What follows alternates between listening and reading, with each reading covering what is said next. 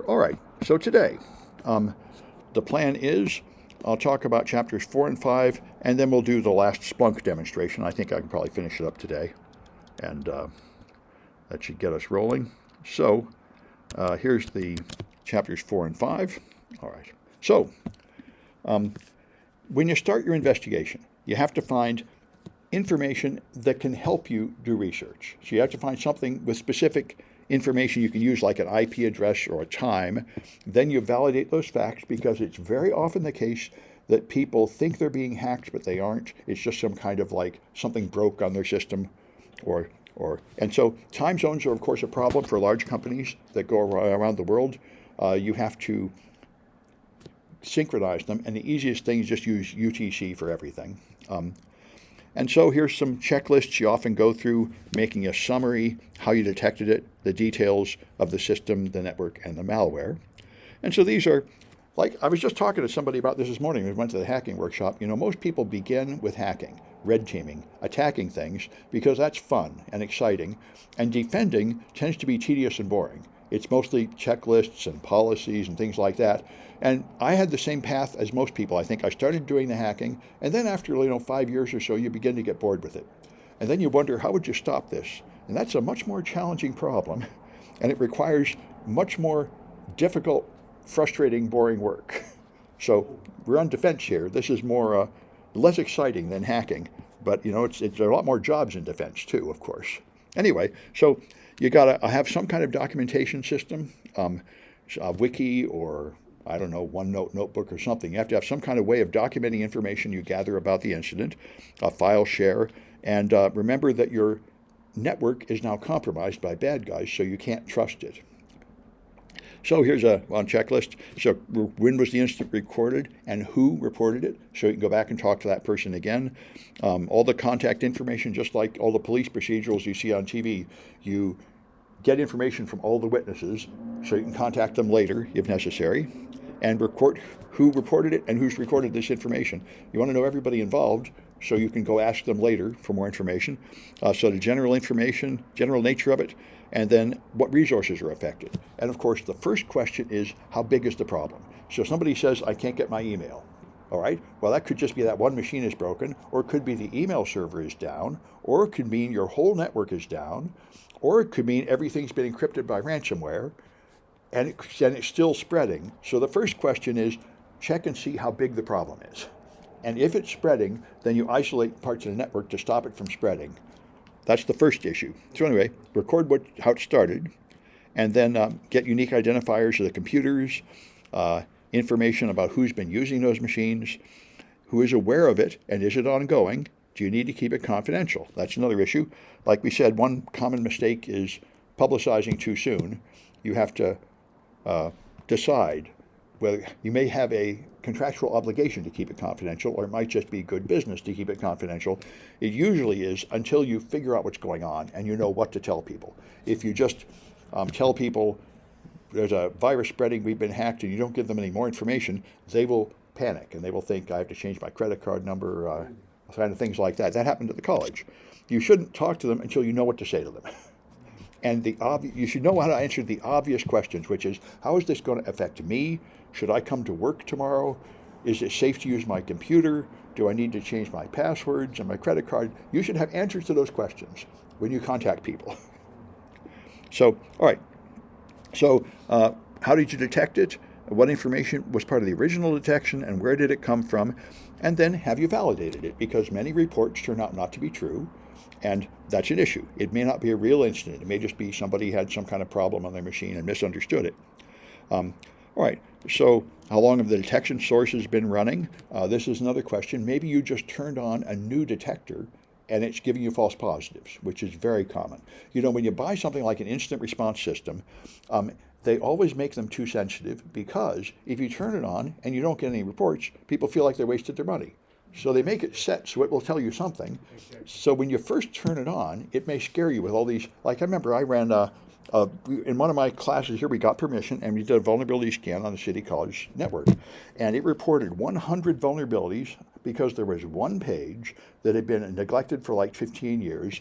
where you'd sign up for mailing lists, and it had about 20 fields, and all of them were vulnerable to SQL injection and cross-site scripting and stuff. And so it reported that as 100 vulnerabilities. Well, there was one bad page. And that's the kind of thing. Your automatic system will often wildly exaggerate the problem. Also, by the way, that wasn't really connected to a very important database. I found this a lot. You go to a company, you find a vulnerable page, but it doesn't really go anywhere important, so it doesn't really matter. It's like a test system or something. And of course, the scanner doesn't know that. So you got to watch it.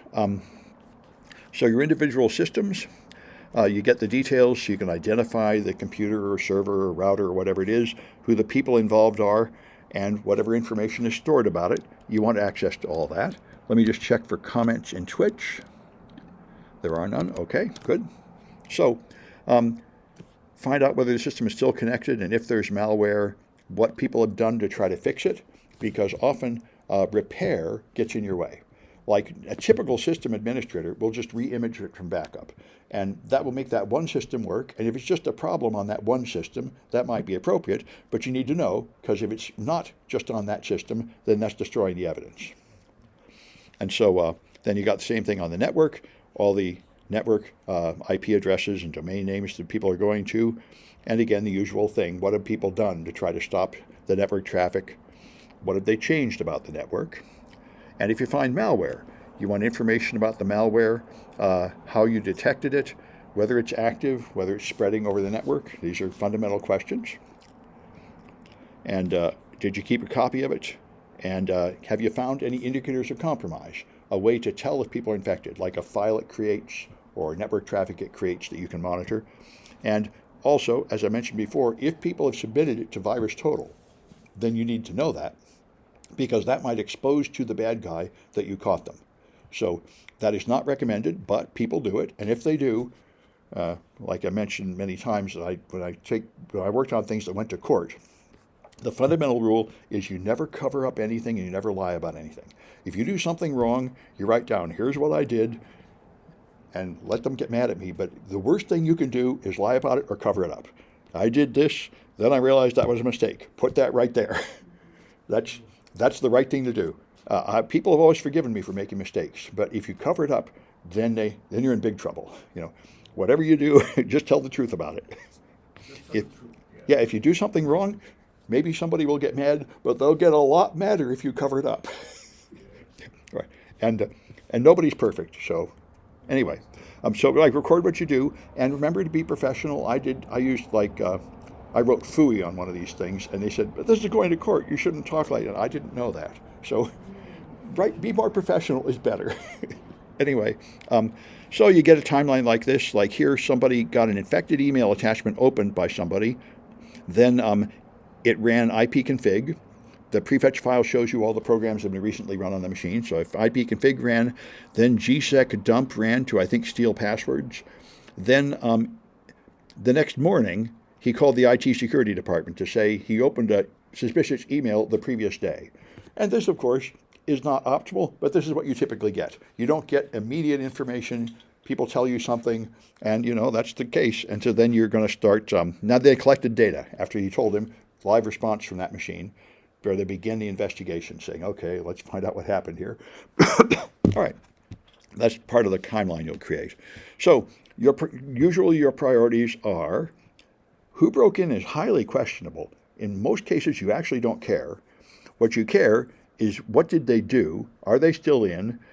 And when did it happen? And how do we kick them out? Most companies, figuring out who they are is not really important, because you're not going to do anything about it.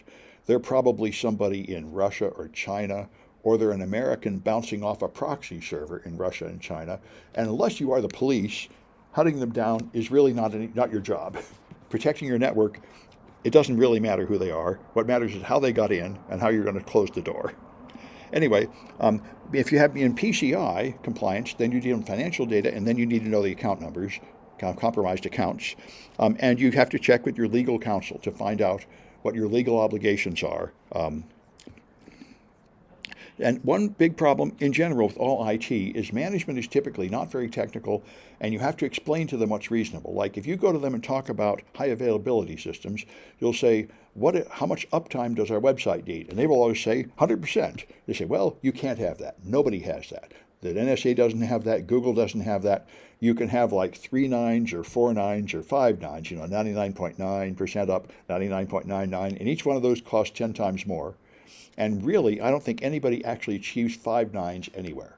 They promise it, but it's not true. Like we have a 5 nines hosting center in San Francisco at 365 Main, and 5 nines means 5 minutes of outage per year. And it went down for 4 days.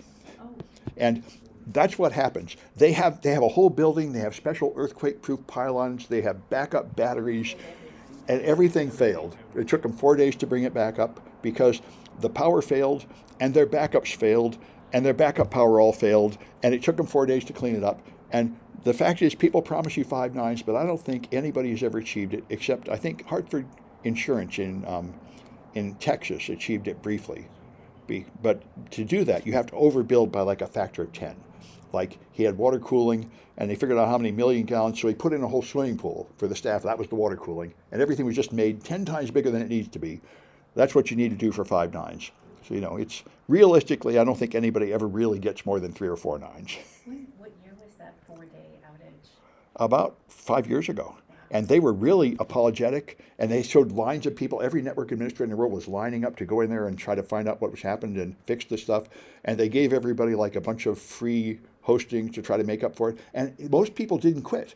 And if somebody was really delivering 5 nines, they would have all quit and moved somewhere else. But the fact is, there's nowhere to go that's going to do any better. Yeah. Nobody's perfect, and 5 nines is essentially impossible. And so you have to tell your boss, no, there's no 100% uptime. We need to have some downtime. And the same thing here. So when you're doing a forensic investigation, they'll say, okay, kick out all the bad guys and keep our network completely clean. And we say, well, that would be nice. But there's nothing you can buy that will do that. Just like there's no way to stop your staff from committing illegal acts, stealing things. You can't get any of these things to zero. You have to get them down to an acceptable level. So anyway, so you can setting reasonable goals. You got types of evidence. Like I said, network intrusions often bounce off foreign countries, so legal action is essentially impossible, except for maybe the FBI that can actually get cooperation from another nation. And often, if you didn't detect the breach quickly, then a lot of the evidence is probably lost anyway, which is very common. It often takes people 270 days to detect a breach, and your logs are gone and such. So here's an example. Somebody ran an automated vulnerability scan on a web server, then came in through a management interface, and then used it to distribute illegal products. This used to be very common. They'd put illegal movies or malware or something on your network and use your network to serve it up. So management wanted to find and prosecute the attacker, but that's unrealistic because this is an automated attack, and it's much more realistic to just patch the vulnerability. Hunting down the bad guy and punishing them is kind of pointless for an individual company. That's for law enforcement and the military. All right, let's take a look at a Kahoot. I should have them here. Yeah, chapter 4. All right. But often people get mad and they want to get even or something. And it's a lot like being a bartender or a priest. You try and guide people from an unproductive emotional response to a more reasonable, measured response if you can.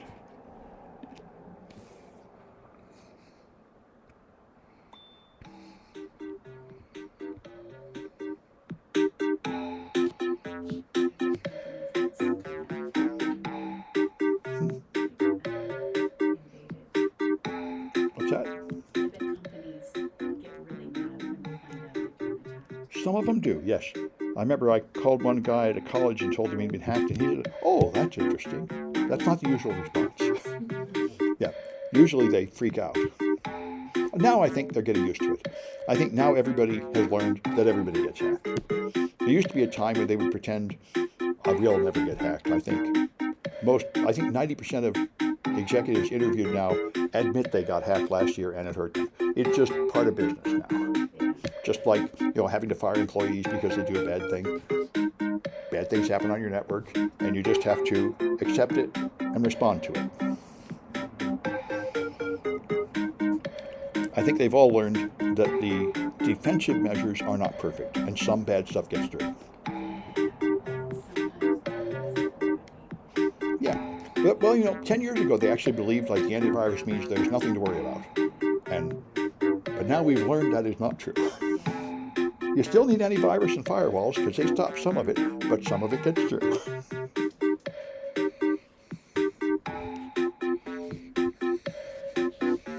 Especially if you're like big and important and a high target, like critical infrastructure. All right, let's give it a shot.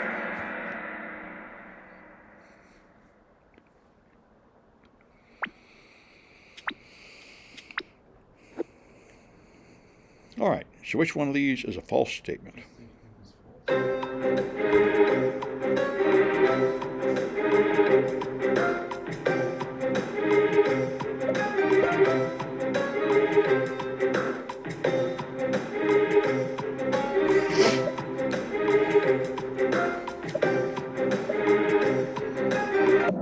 Yeah, that's the insider.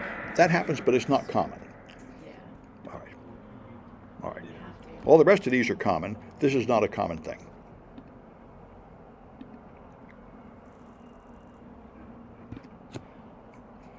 All right, which step is not normally performed for an individual system?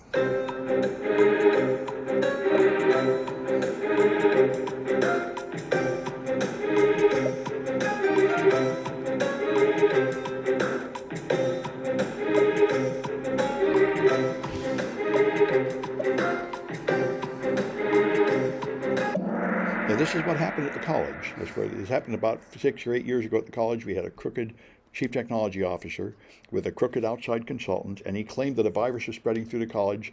And when we asked him for evidence, he said, "I've locked up the machines. Nobody can look at them. We're waiting for the FBI to investigate."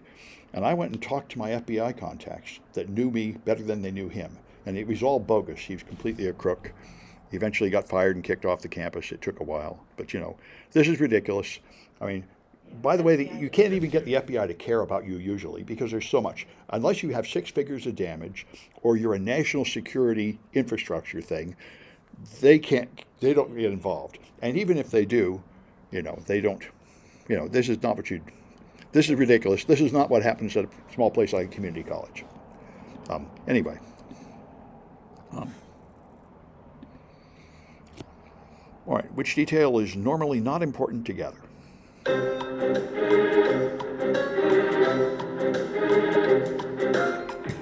interesting one.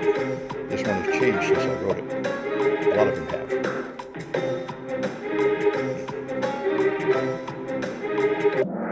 Well, that's what I expected to be the right answer, although since I wrote this, more nations are in fact blacklisting by other nations, like they're banning Chinese hardware and Russian software. So people are beginning to, in fact, take this very seriously, but generally you never used to worry about it.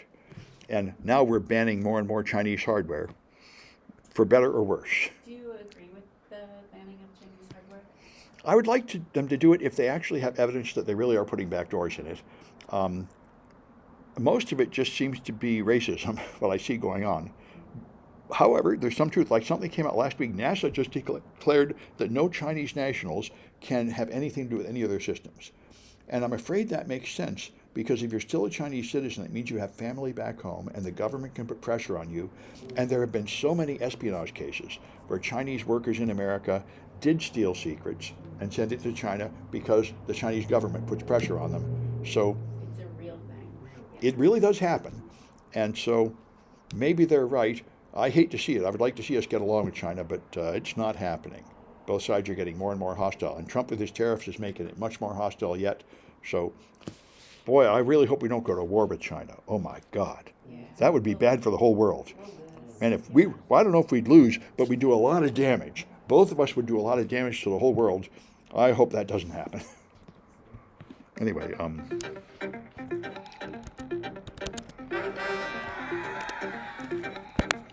right.